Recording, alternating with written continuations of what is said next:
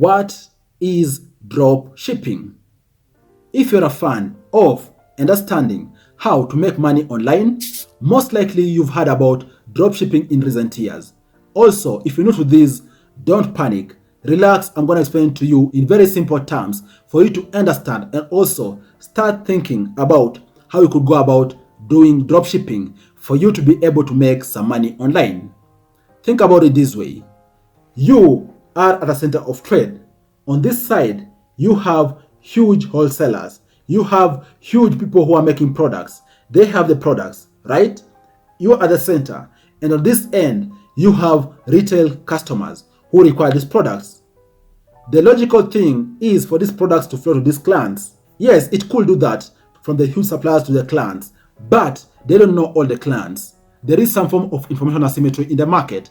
That's where you come in. In case you have know-how of where to source the products from and also where to get the clients from, you could capitalize on this information asymmetry for you to be able to make some money without actually handling the products themselves. The products are going to flow from these huge manufacturers, these huge suppliers directly to the clients without you handling these products. The customers are going to receive their products in time, be satisfied.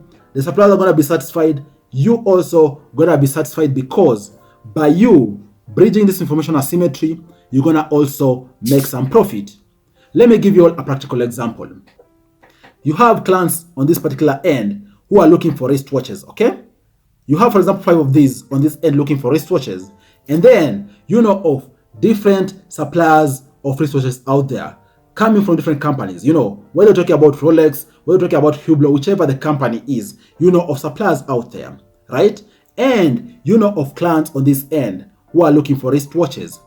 In case there's disparity in price, you could end up benefiting. For example, clients are looking, for example, for this wristwatch at a price of, for example, 10K USD, okay? And then you have manufacturers out here or suppliers willing to sell this wristwatch at a price of, for example, 7K USD. What do? You offer yourself to guarantee this client's gonna get the product and also follow up or have a contract with these suppliers for them to supply the product to the end user, who's the client.